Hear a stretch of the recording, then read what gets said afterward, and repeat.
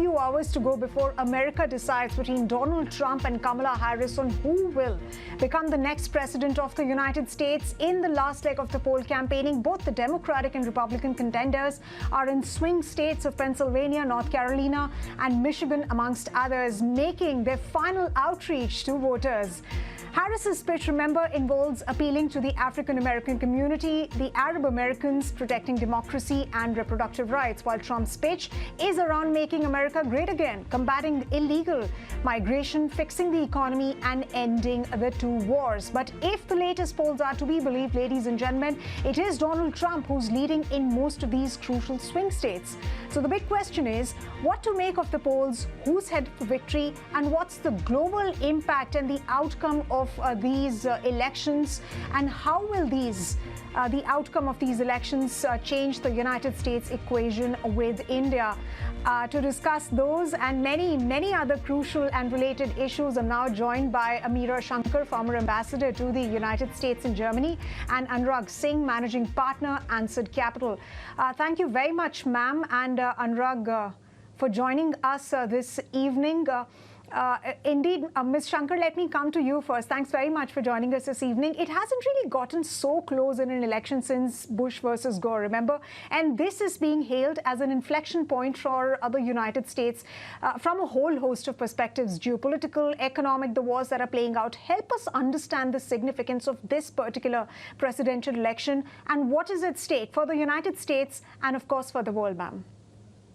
Well, I think the election is extremely close. At the national level, polls have shown Kamala Harris ahead, but her margin has been coming down. And in terms of averages, she's now seen as being 1 percentage point ahead of Trump at the national level.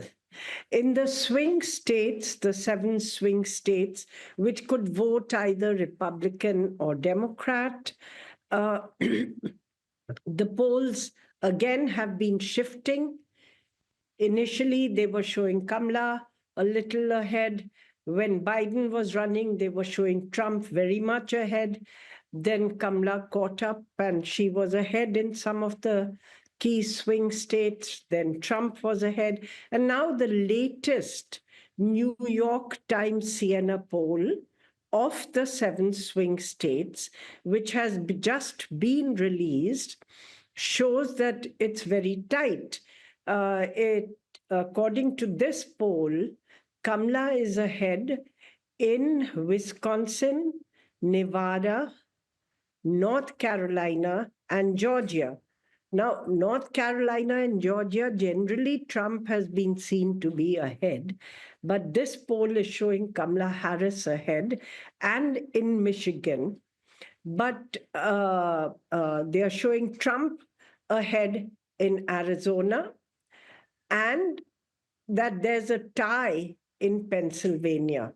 So roughly, right? This is the latest poll, but the margins are so thin that it's almost impossible to predict. Absolutely. Because a lot can happen in terms of who is able to get out the vote, where do independents swing to at the last minute. So it's a very, very tight race coming down to the wire. I think the second aspect is that the US is very polarized. This polarization, this degree of polarization, perhaps we've not seen before, except, during the time of the abolition of slavery, which actually led to the Civil War in the United States. Most of the time, there has been a difference between the two candidates, but not such personal and polemical polarization and such a gulf between the constituencies that support each of them. Absolutely, ma'am, and very interesting point that you made about this election and how polarized this is since many, many decades. On that point, let me come to you, Anurag. Now, ma'am is speaking about the polarized pitch that this election has taken, but let me talk to you on the economy front. Now, when you talk of the U.S. economy, there is definitely some sort of optimism which has surged, jobs growth, cooling inflation. The Fed has also cut rates. However, there are voter concerns that remain, with a recent poll actually showcasing that 44% of Americans actually fear a potential economic collapse. So the question is Harris's pitch of democracy in danger ringing true? Because most Americans right now are worried about the cost of living, which in fact is a massive issue for them. Yeah, Subhita, hi. Good evening to viewers. Let me take a number-driven perspective on this. First of all, quick take on polling. Pollings predicted a 12 percentage point leads for Hillary Clinton in 2016. Look where we ended. Polling predicted a 8 percentage point lead for Biden. He won by barely about 60, 70,000 votes. That's the extent of polling. I think the kind of media that we're talking about, New York Times, ABC News, they are all politically reasonably well biased. It's not even a it's not even a secret now. It's well known that they lean left. They every time come out and say that they have corrected the past polling biases. I doubt they intentionally want to correct it. So let me take this little controversial position. I think polling continues to undercapture Republican voters, and I think they're doing the same this time as well. So that's so much for the polls. Looks like voters have made up their mind. To me, it looks like a decisive Trump victory. I may be wrong. However, we are investors. We take position accordingly. To your question on economy, Sumita, the current administration, look, Democrats are spenders. What is their voter base? Their voter base is diverse. They call it diverse, but it is largely non-white. And they believe in fiscal spending and redistribution. Republicans believe in growing of the pie and trickle-down economics. So one is a supply side, other is a demand side. Now, you can take your pick based on what you like, but I think markets would love a Trump victory because for the last 4 years, especially the FTC overreach and the otherwise, I mean, thankfully, Supreme Court has stuck down certain decisions. But I think the general overreach of FTC and the government, businesses would like that little bit curtailment on that side. So I think markets would love if Trump joins in because there will be lower taxes, less international wars, geopolitics, and more focus on domestic. Sumita. Right. Right, and it does seem as of now, Anurag, that the markets are factoring in a Trump victory. Meera Shankar, let me come to you once again. If some polls are to be believed, you've also mentioned a whole host of polls, but a recent poll by Atlas Intel, now that says that 49% of the respondents have voted for Donald Trump. And if these polls are to be believed, I want to understand from you what is resonating with voters on the ground. How is Trump in 2024 different from Trump in 2016? If you could take that question, ma'am. Look, I wouldn't go by a single poll. It's better to go by poll averages because then you get a kind of an average which gives you a better picture. But the New York Times Siena poll is the latest poll of the swing states. And before this, the same poll was showing Trump ahead in several of the swing states and Harris and Trump tied in several of the swing states. There are biases in the polls on both sides, but then we can't go by impressions, no? I mean, you have to go on the basis of some numbers, and averages are perhaps the best. All pollsters are saying that it's a very close fight. Secondly, as far as the economy is concerned, I would give good marks to Biden because growth rates have been roughly the same as during the Trump presidency, except for the COVID period where growth rates really went down under Trump. Inflation has now been tamed and is in the region of 2%. The Fed is cutting interest rates And of course, unemployment has been at record lows, though it has increased, I think, in the latest data marginally. And all this, as I said, has been combined with a growing economy where the US has not gone into recession, which was widely feared. Nevertheless, this has not translated into a feel good factor for the public because in the initial years of Biden's presidency, inflation was very high, touching 9% at one time. And that still is something which hurts the consumer because mortgage rates have risen and they have to make heavy mortgage payments, heavier mortgage payments. Cost of daily goods, consumer goods has risen. And that's a reason why there's no feel-good factor in the economy today. As far as the markets are concerned, I would say it's kind of divided. You have people like Jamie Dimon supporting Kamala Harris, or you'd have people, from other companies, and you have Elon Musk supporting Trump. You have Jeff Bezos who's saying, no, we don't take a stand. We remain neutral to reinforce the credibility of the Washington Post. So it's divided.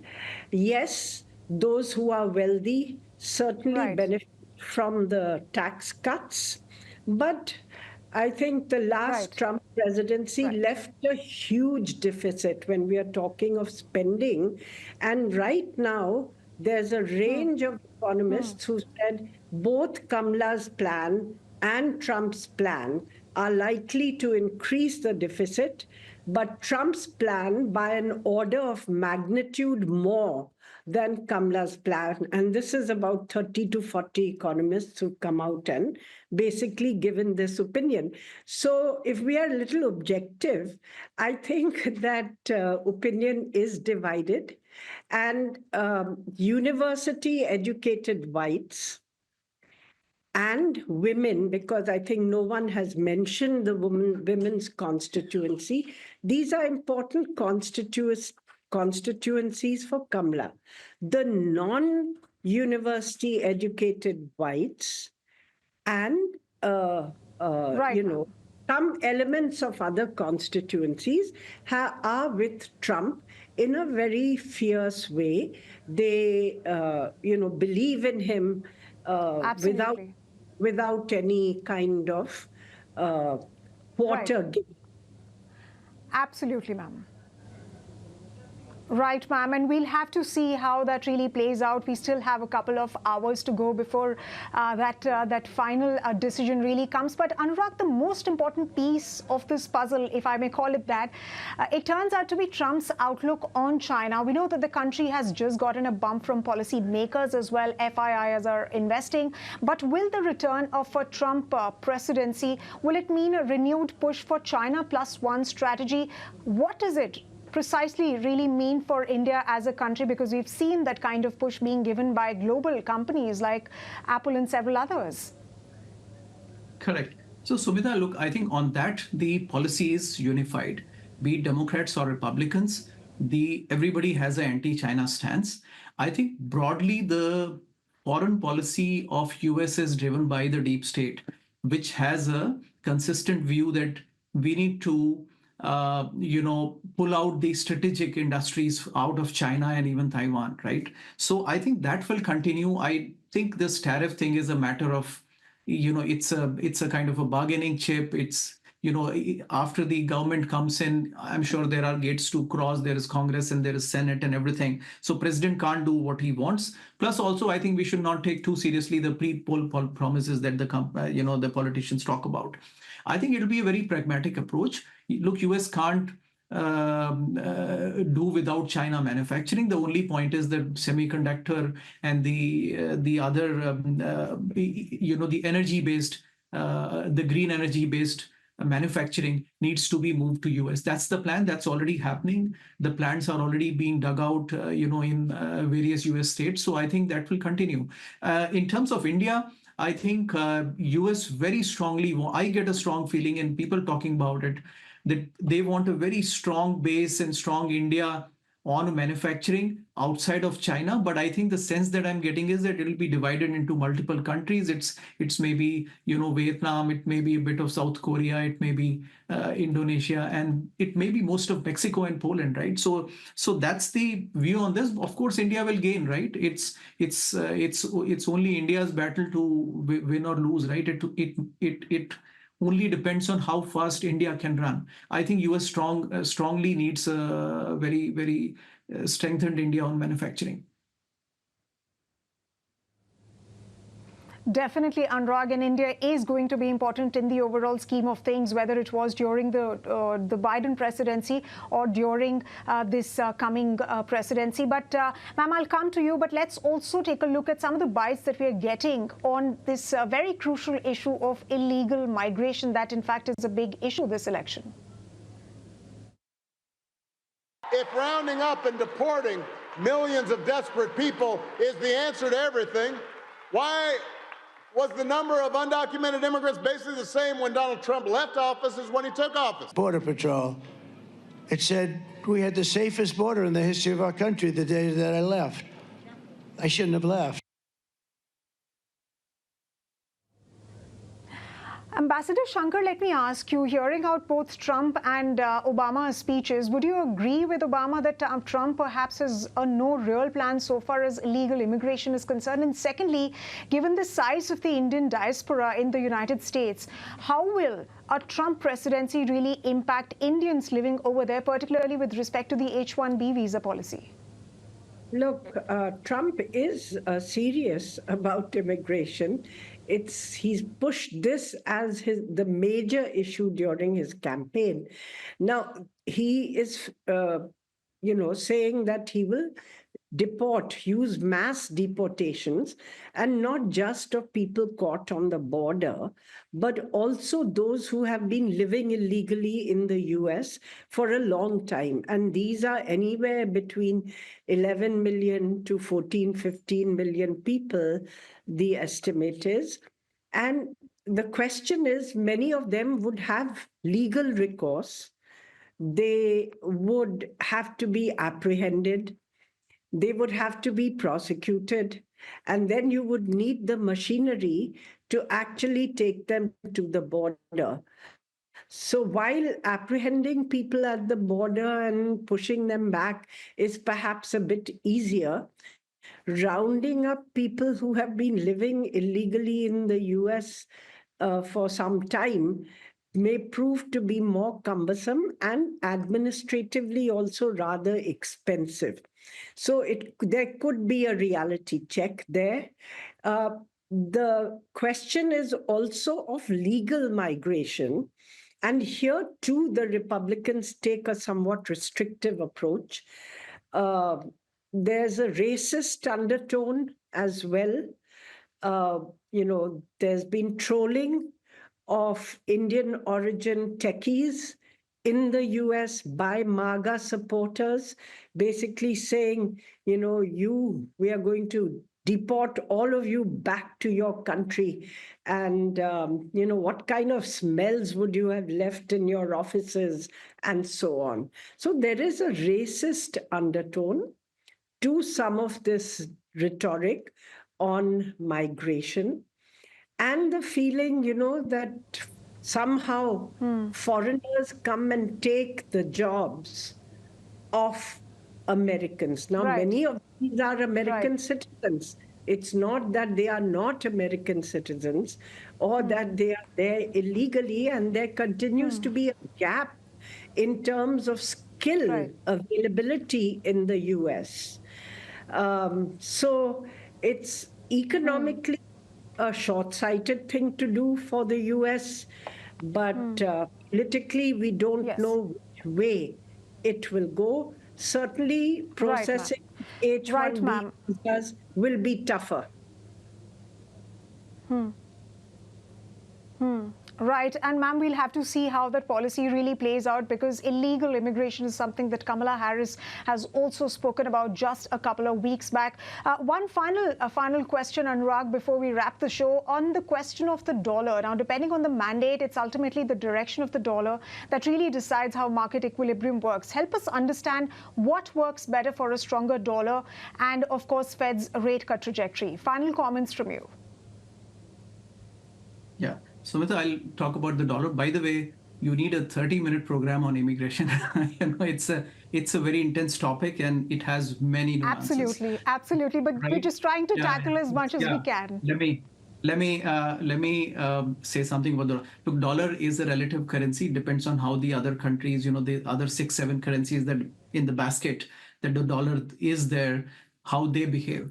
We know the Europe has started to reduce rates. The economies of Germany and France are struggling. So is Italy, and so is United Kingdom. They came up with a budget. You see there is a huge gap of about 180 billion pounds. How will they fund it? Market thinks borrowing, so yields have gone up. See, the point is it's a relative world. As long as US 10-year yield stays high compared to its peers, the dollar would strengthen. I think it will stay pretty much at the same point because, even if Fed is lowering rates, Europe needs to lower the rates even further, right? So ultimately, the terminal rate in Europe is going to be somewhere between 2%, and US is still going to be 10-year yields are still going to be about 4%. So what will happen? The money will eventually find way to US. Funds will get parked here, and that will strengthen the dollar. That's on the dollar side. Sumita, I just want to leave one thought because this is so important for Indians who are listening. I understand the apathy of Indians who are on H-1B visa and they want to get settlement. But look, rarely should not trust politicians on what they speak on the screen. I am an Indian here. Indians are so respected. I can't tell you they're respected. And we are heading all the companies.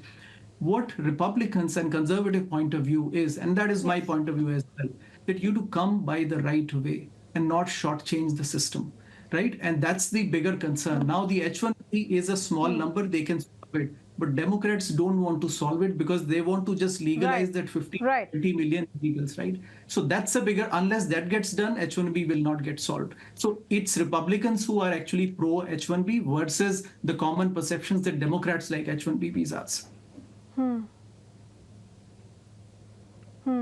All right, Anurag, thank you very much, for adding that little bit on illegal immigration and, of course, the status of Indians who are living in the United States. You, of course, have also gone from India. So thank you very much for your closing comments. And thank you very much, Ms. Shankar, for once again joining us here on ET Now. Barely a few hours to go before we know who is likely to win. And all that we can say is this is a closely and perhaps the most bitterly fought elections that we've seen in recent times. And may the best one win.